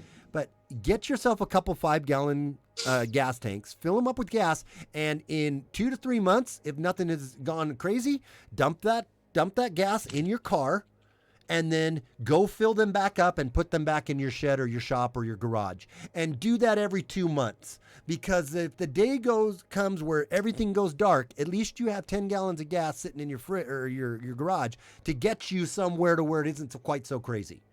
That's what I think a good bug out plan is. But hey, that's just me. Yeah. Dale Blank mentioned a Twilight Zone episode where the neighborhood thinks that there's about to be a nuclear war, and basically only one family has prepared, and everybody comes swarming to that family, and then everybody is at each other's throats at that point. Yeah. So it's not crazy to prepare. It's definitely a smart thing to prepare for the worst. And that at least gives you peace of mind, and it guarantees that if something does happen, you're going to have a leg up, because that's, if stuff gets to that point, you're going to need it. Yeah. So, yeah. All right, so let's get off of this subject. We beat it. We've thrown our thoughts out there for it right now. I want to go to a new little segment that is called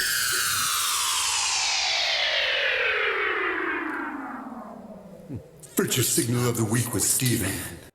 Yeah. So this is Virtue Signal of the Week with Steven. So for tonight's episode, the first episode of this little new segment is going to take us. But before you even start, I just want to say how brave and stunning that you are for doing this. But go ahead. Brave and stunning I am for what? Doing Virtue Signal of the Week? Because you're virtue signaling, yes. I know. Thank you for doing that, or saying that. The first one comes from the 1619 Project, teaching woke young people that America is evil and always has been. It says, fellow patriots, please listen to this short, inspiring message from General Flynn. General Michael Flynn exemplified. No, that's not the subject. Sorry. That's just a ad. My bad. In the New York Times gets their way, there will be more such Americans. The New York Times has initiated, along with the Pulitzer Prize Center, something called the 1619 Project. 1619 was the infamous year in which slavery was introduced into Jamestown, and thus into America. This curriculum is now being peddled in school districts in every state of the Union. The idea that 1619 Project is the idea of the 1619 Project is that without the slaves, there never would have been an America. America is defined because of the slavery experience. Furthermore, the 1619 Project, based on a dubious foundation, marries slavery with capitalism. In their view, no slavery, no capitalism. This is so misguided in every way. Slavery in antebellum South delayed capitalism, and its benefits there by slowing modernization as owners relied on the inhumane tradition. Slavery was not unique to America. What is unique was the 600,000 plus men who died in the Civil War, ultimately over the catalyst issue of slavery. Yep. Abraham Lincoln, stop me if you like, I got to say something there, just stop me. Abraham Lincoln argued their blood was not shed in vain. In his Gettysburg Address, the 16th president said of the decisive battle, we cannot dedicate, we cannot consecrate, we cannot hallow this ground. The brave men, living and dead, who struggled here have consecrated it, far above our poor power to add or detract. The world will little note, nor long remember what we say here, but it can never forget what they did here. It is for us, the living, rather, to be dedicated here to the unfinished work which they have fought here, have thus far so nobly advanced. But now the 1619 Project seems to ignore the sacrifices as it sets out to teach Americans that this nation always was racist. Writing for hotair.com, John Sexton highlighted some prominent historians who don't think the 1619 Project is accurate. It says, one of them, for example, is James Oak, history professor at the City of University, New York, who has won awards for some of his books on the conflict over American slavery. Oakes responds to the idea promoted by his new curriculum that racism is intrinsic to America. As the 1619 Project lead writer, Nicholas Hannah Jones, any person with a hyphenated name you can't trust anyways, Jones claims, writing, anti-black racism runs in the very DNA of this country. Oakes disagrees. He says these are really dangerous tropes. They're not only ahistorical, they're actually anti-historical. The function of those tropes is to deny change over time. Furthermore, he notes, it implies we cannot change. Right. If it's in your DNA, there's nothing you can do about it, man. Right. It's in your DNA. There's nothing we can do to get out of it. If it's the DNA, there's nothing we can do. What do? Alter your DNA? Thankfully, there has arisen a new counterpart to the 1619 Project. In his end of the day report, Gary Bauer warns public schools across the country are embracing this fiction and teaching it as a fact in their classrooms. But he notes, I am pleased to report that a group of scholars has come together to defend the nation. They are specifically rebutting the absurd claims of 1619 Project launched by the New York Times to recast America as a nation founded on the evils of slavery. I'm not going to read the rest of that. If you guys want to read the rest of that article, you can find that in the Discord under links for the show. But, do you have any mind-burning thoughts I definitely have a lot to say about it. I mean, go ahead. Yeah, there's plenty to say. So the people that are pushing this 1619, the people who have been pushing this narrative going back to when I was a kid, I mean, this, honestly, it's this narrative that first kind of woke me up. I was a history buff from a young age, and I kind of started noticing that they're teaching something that wasn't, that's missing a lot of context. And over time I could see, hey, you're going to basically just teach people who aren't white to hate white people, and you're just giving them all these reasons that aren't even legitimate. Right. And that's basically what's been going on for a long time. And it's obvious it's coming to, we're obviously seeing the fruits of that coming to fruition now. And that's my problem with it. Here's the thing. Obviously, slavery was wrong. Slavery has gone on. When it was going on in America, it was going on all over the world. It was going on in South America in much larger numbers. It was going on before America. It was going on in the Middle East and in Africa. Look, that's what they don't teach you. Right. And the 1619 thing and things like it, that's all they serve to do. It's obviously like subversive propaganda. It's meant to, like he said, if it's in your DNA, what can you do? Right. Obviously, this is meant to foment hatred, and to the point of, at the end conclusion, I would guess civil war or genocide or something. I don't know. I mean, so it's dangerous for sure, and we should combat it, and we should show people the full history and say, hey, it wasn't good, but hey, a lot of white people died to end it. And when we did that, it continued in the Middle East to this day. They were trading slaves in Libya just a few years ago. It's probably still going on. You can find videos of it and pictures. Go and look. But if these people really cared, are they doing anything about that? No. Likely not. So this is obviously, it's what I always talk about. The left is dangerous because they rationalize. This is just one of their rationalization strategies to rationalize hatred and foment division, and I would guess the ultimate destruction of this country. Yeah, exactly. And Mark made, I don't know if he's still around, but he goes, you're too much preaching to the converted here.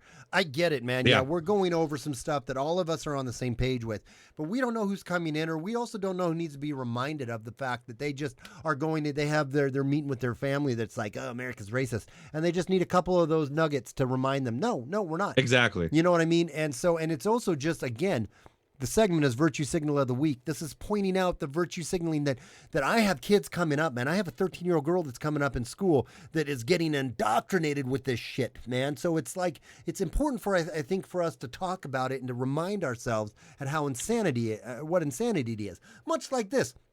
Billy Porter says kids are ready for the genderless fairy godmother in Cinderella remake, right? Again, remember, this is the virtue signal of the week. This guy comes out and basically says, and I'm not going to read the whole article here, we're just going to touch on it, but he basically comes out and he says that it hit me when I was on the set last week how profound it is that I'm playing the fairy, or maybe I got to redo this. It hit me last week when I was on the set last week how profound it is that I'm playing the fairy godmother. They call it Fab-U-G, the post star said. We're presenting the character as genderless. At least that's how I'm playing it, and it's really powerful. This is the kind of normalization and mind programming taking place in schools. This is one of the things that worries me the most about my kids. Again, I am not anti-gay. I am not you want to be trans, be trans. I'm not against you as a person. Don't shove it down my throat and don't brainwash my kids with your agenda, your normalization and agenda. It's funny. I have a little side note here. My son came over with his girlfriend, and he's pretty left-leaning. He's pretty far. He's kind of a leftist in some ways. He's a big Bernie supporter and whatnot. Great-hearted kid. He's my son. Love him to death. So we don't talk politics a lot because it just doesn't, and it's not gonna benefit anything, right?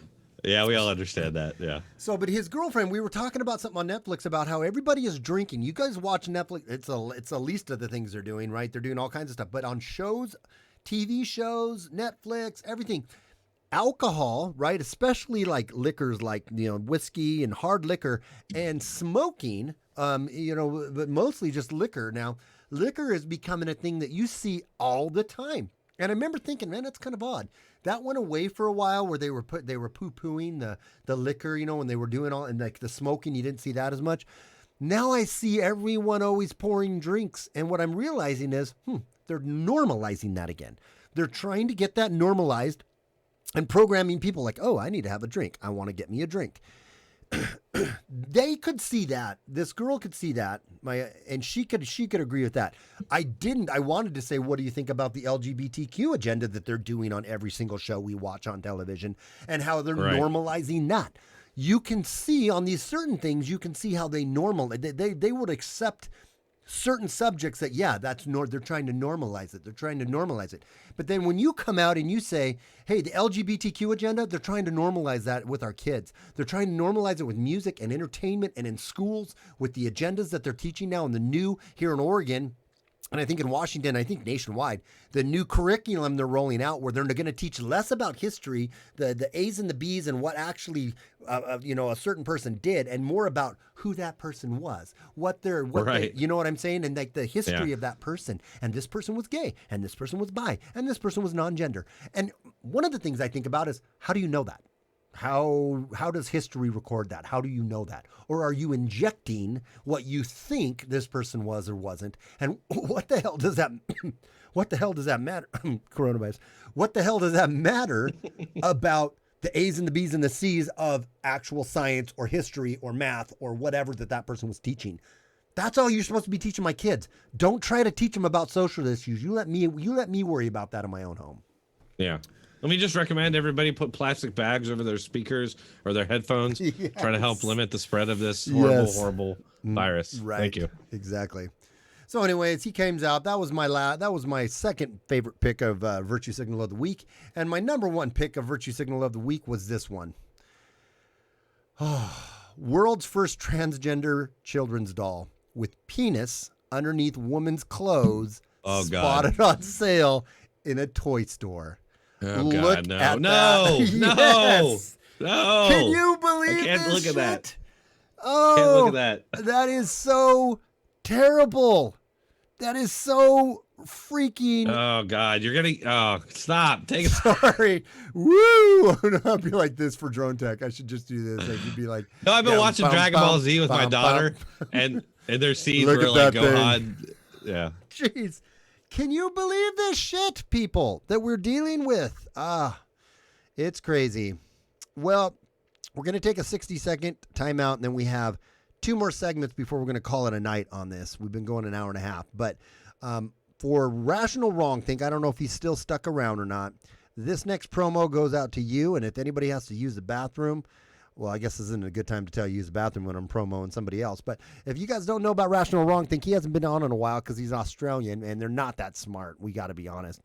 But they're also they're not that reliable. So that's the problem with Australians most of the time. Oh, that's an Australian-sized wiener. Rational, that one's for you. That's maybe a Michelle Obama, a Shell Obama one. So this one's for Rational Wrong Think, everybody. It's man. It is man. Subscribe to his channel.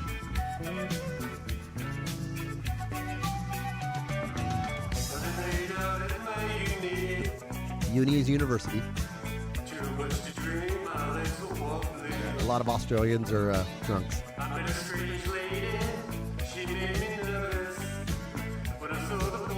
Right there. See, she's got a baby penis in there.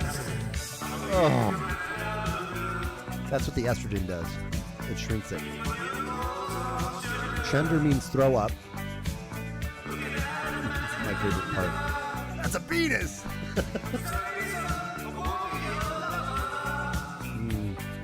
Breaking news tonight, new bombshell. This is... Jeffrey Epstein and Ukraine. Hillary is not insane. The P8 and the sex tape with Michael and Barry O. Hugh McCarthy, progressivism, propaganda, television, North Korea, Kim Jong sisters, Marilyn Monroe. And calling out the liars. Your spin keeps on turning up. It's time we burn it down. We're calling out the liars. Though you try to silence, cause you threaten violence. White flesh, fake hate, juicy smiling, white face, sad man, did the smiling. That was Rational Wrong Think, everybody, and Drone Tech's not there. Please go and subscribe to his channel. It is a great channel. He's a loved brother, even though we give him crap. He is a loved brother. He has a great little channel. So go sub up on his channel, everybody. Go do that for him.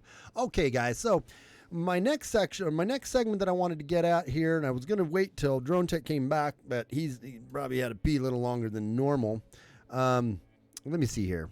That awesome dude being advertised here can be found here. Oh, yeah, there he is, right there. Rational Wrong Things channel. Bring a knife to a gun. I don't bring a knife to a gunfight. Did the Ellen turn him on? I think so.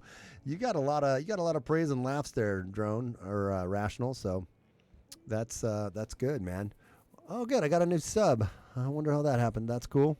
Service of PayPal. That's so awesome again, man. That I got that. That chat given to me. That's still blowing my mind. That's pretty awesome. You're welcome, Rational. I love you, man. So I'm waiting for my co-host to get back to his chair, and thought I'd read a couple of these comments for you. There he is, right there. There's the man. There's the man. I'll wait till he puts his headphone. Okay, there he is. And so we're going to go to this next segment, you guys. This one here is called... Welcome back, everybody, to another episode of How Do You Disagree With That?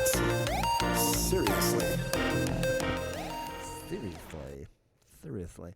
Okay, guys. So this one comes from Arizona. I'm not hearing your audio, by the way. You're not hearing my audio? No, I think you're having the same problem I did. I don't know what is going on with that. Oh, really? Yeah, I'm not hearing it. Did you guys hear the audio on that? Can you turn the volume up, SJG? Yeah. I saw the show and laughed my butt off.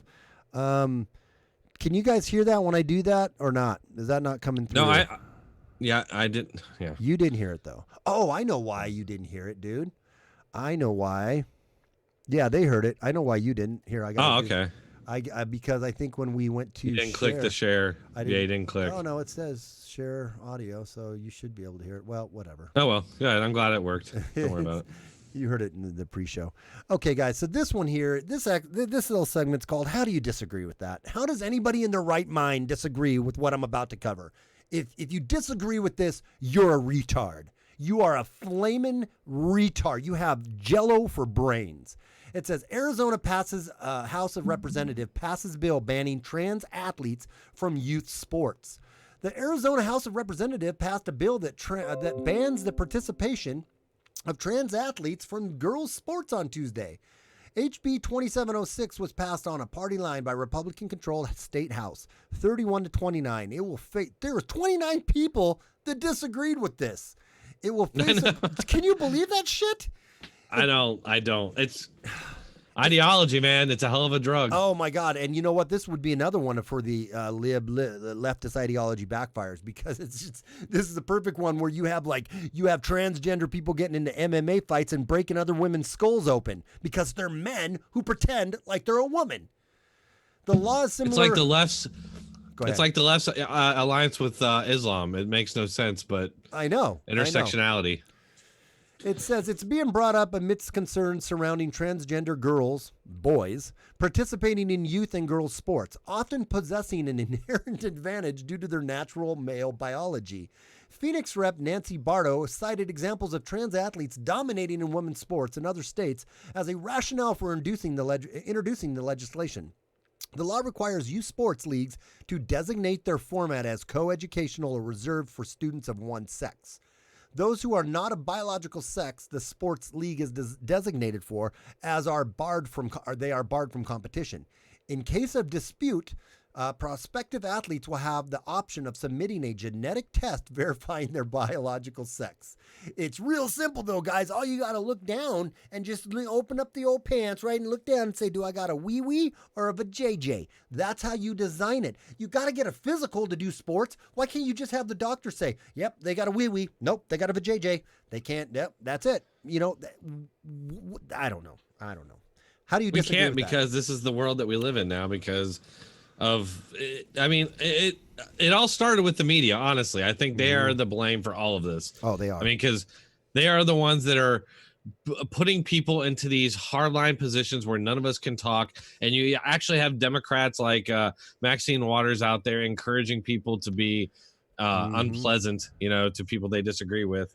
You got CNN promoting Antifa, and even the people who go on to do attacks on ICE facilities. Right. So it's just that's where we're living now. I don't know how to deal with it. You either have an XO or XX and an XY chromosome, right? And in some very, very, very slight, there's deformities. Just like some people are born with 6 fingers, but we don't all of a sudden now make are you a 6-finger person or a 5-finger person? And they can't reproduce. No, right, exactly.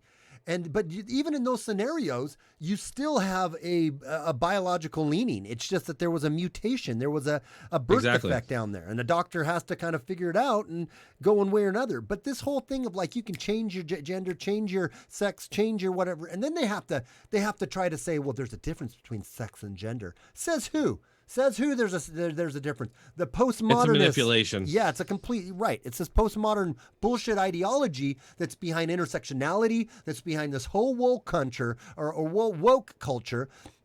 It's postmodernism, and in the root of postmodernism, they say truth is subjective. Truth is subjective. We don't have objective truth. Truth is subjective. Right. You have your truth. Yeah. And this is dangerous. I've talked about it before, but I think ultimately this is. I mean, I think there are real people with these problems, but I think they're being used by people who are using them to basically gain almost like mind control over people. Because if you accept things that are objectively not true, not just objectively not true, then at that point you'll accept anything, and that's what they're going for. And I think that's what you're seeing that's why we're seeing all this madness, because these people accept anything. They don't think this stuff through, and then when it blows up in their face, they're like, like they're completely surprised by it. When it blows up in their face, they're the new episode of Lib, leftist ideology backfires. That's it's exactly what happened. It's them eating their own. It's a snake eating their own tail. It's this ideology. It can't. When you don't have an objective truth, you are going to end up stepping all over your own pee-pee or vajayjay, at times, because it's not going to work out. You have no gravity to keep you grounded. Something's not going to work out.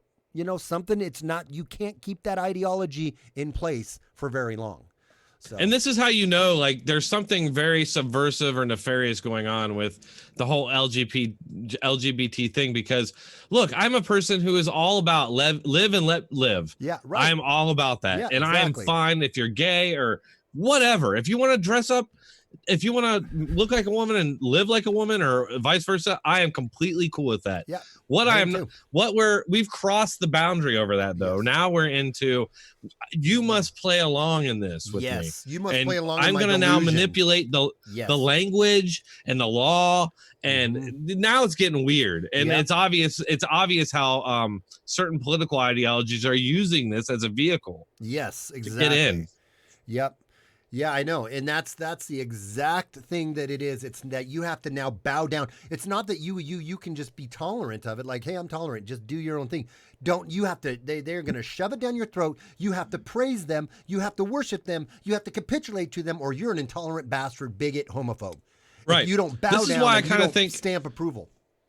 Yeah, this is why they ally with Islam, because Islam's kind of works the same way. They prey on weakness. Yeah. And these people do it too. This is why the Republican Party was getting beat around for so long, and how you have this old crew of Republicans who, for a long time, like McCain, who cozy up to the left, and the never Trumpers now, like this Bill Bailey guy is a good example, honestly. They cozy up to the left because they think, oh, now they'll like me. Now they'll see I'm a good person if I just like cozy up with them.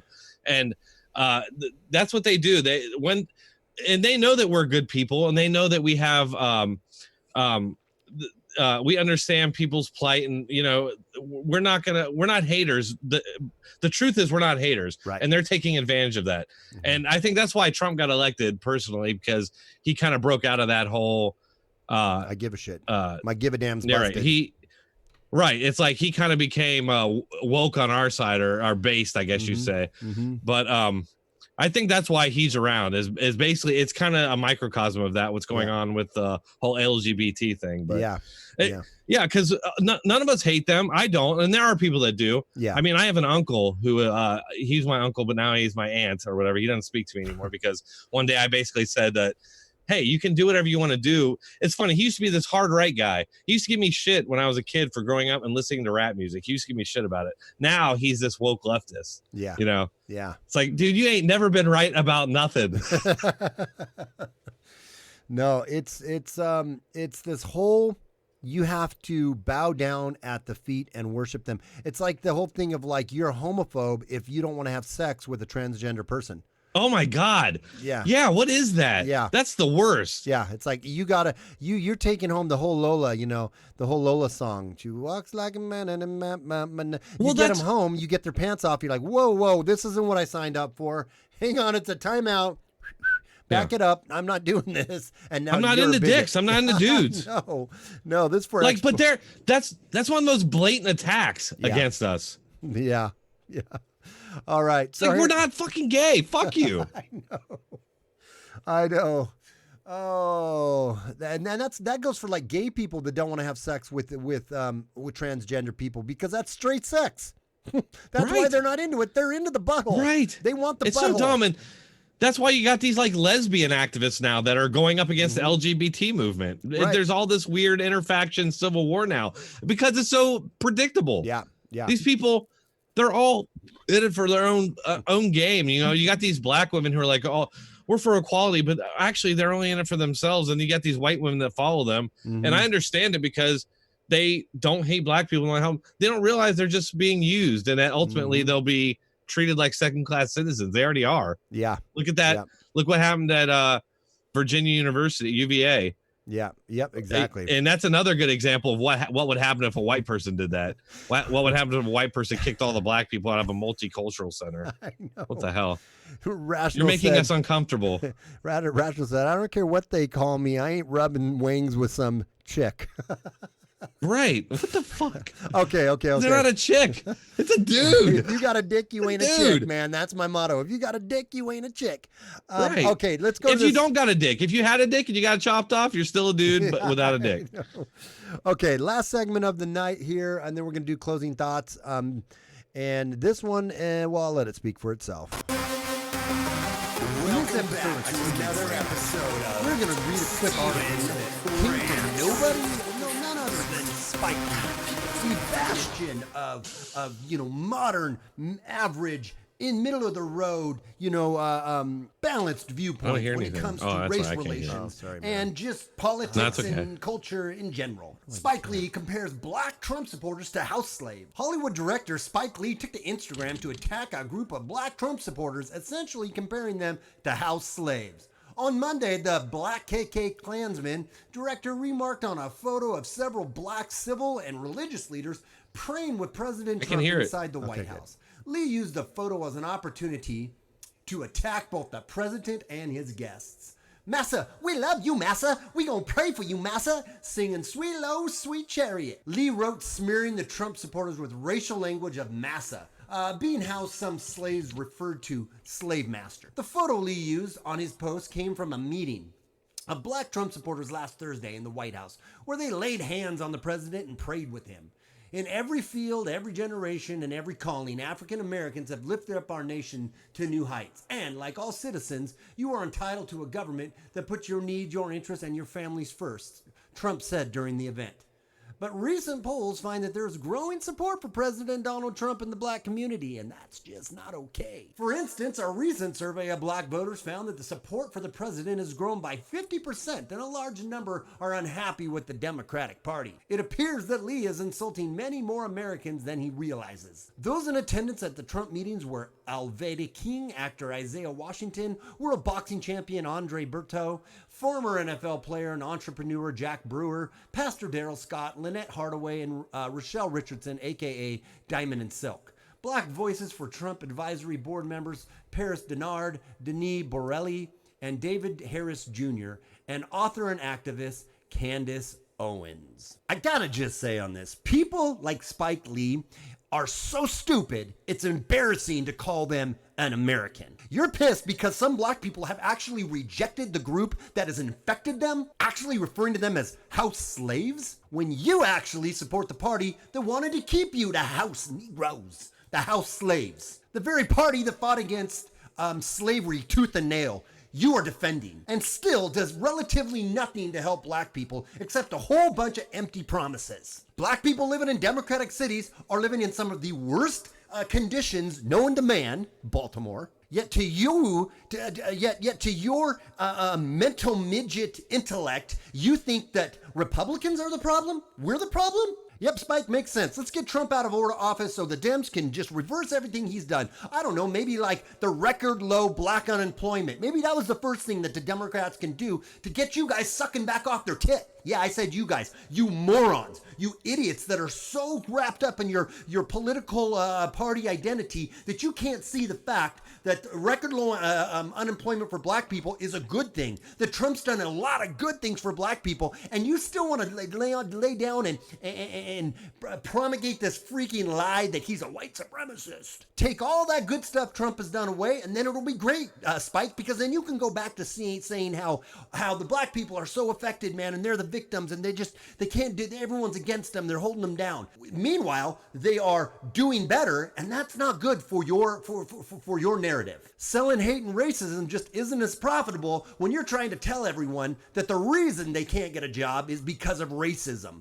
It's because of racism. It's because of victimhood. It's because of systemic issues that have gone back hundreds of years. Man, it's hard to sell that when black people start doing good, when they start actually being able to take care of themselves. So Spike, why don't you actually start caring about black people and what they're going through, praising the low unemployment rate, and get away from your identity politics that all things right are bad, that Donald Trump, orange man bad, orange man racist. Why don't you pull your head out of your mediocre directing ass and actually start thinking for yourself and looking at the bigger picture?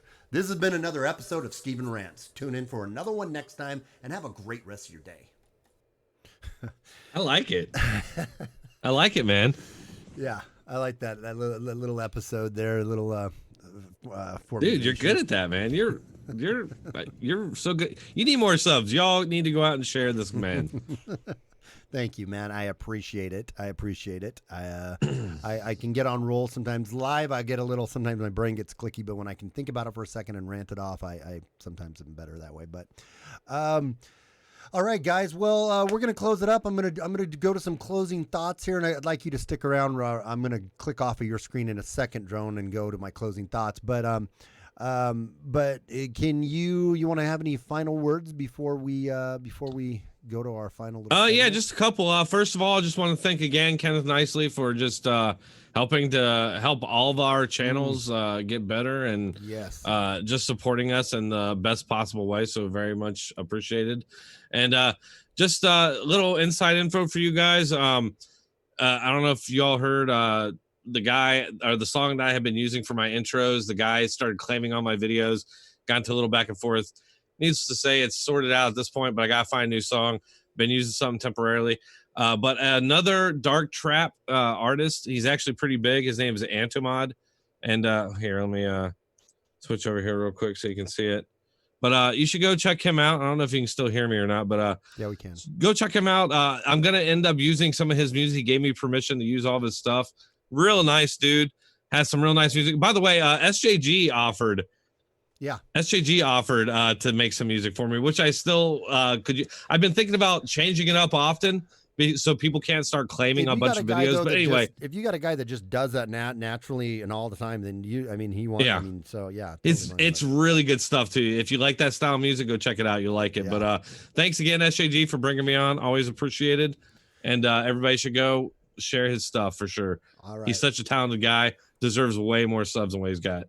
He's probably being held down like I am from YouTube, unfortunately. It's funny because I had 1623 and then a day and then literally a few hours later it dropped down to 610 and now it's climbing back up. But it's just weird how it's like, why would I get all these subs and then all of a sudden just within an hour 10 of them or 20 of them are gone? It's like, what the hell? I don't get it. They're messing with us, man. There's no doubt. Yeah.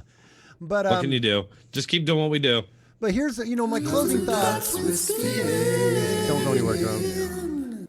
So, you guys, as I close this out tonight, just kind of going over what we said. It says, from programmed fear with government mind control, lies and propaganda, to the systemic degeneracy of today's pop culture and celebrities and leaders, to capitulate to the left, to somehow soften and palletize their insanity on the right, to teachers literally pushing and teaching twisted false histories as reality to our kids in a direct effort to socially engineer future generations into insane ideology of truth and their subjective reality. With all of this happening, it's really time to raise our voice. I know we said somebody else, we're preaching to the choir, but you guys, we're reminding you guys that, hey, no, this isn't right. This is insanity. Don't give into it. Don't accept what we know to be wrong. To, speak out at the cost of reprisals, at the cost of resistance. Speak out to it. Raise our awareness to what is happening and or for people, raise it in other people's minds, and to be people that will not be quieted, will not be shamed, will not be stopped in holding holding high the banner of truth, common sense, and rational thought. This is what we're called to do. This is what we need to do just as people. If you don't do this, we truly are not going to recognize this world in the next few years. In the next few years, decades, whatever, we're not going to understand this world that we live in. You can't give up in doing good deeds. Treat people with love and respect. Nothing we would say is saying to go out and be mean to people you don't agree with. Treat them with love. Treat them with respect. But speak the truth unabashedly and without reservation. Pull a close network of people around you, either cyberly, if that's all you can do, or community. Bring people around that are like-minded. Listen to voices that aren't necessarily like-minded if they'll do it, respectfully, and then go forward and spread the truth, or spread the message of truth and love, and keep holding on to what we know is right. That's why we're doing our channels. That's why we put out our videos. It's that we're trying to push back against this cultural swell, this cultural virus that is going to cause major death, if you will, within our society, and it already is. So push back against that, and that's kind of basically, that's it, pretty much of what I had to say tonight. So until next time, it is SJG Perspective. I will give Drone Tech, if he's still there, one more chance. No, he's not still there. He apparently didn't hear the part where I said, hey, stick around.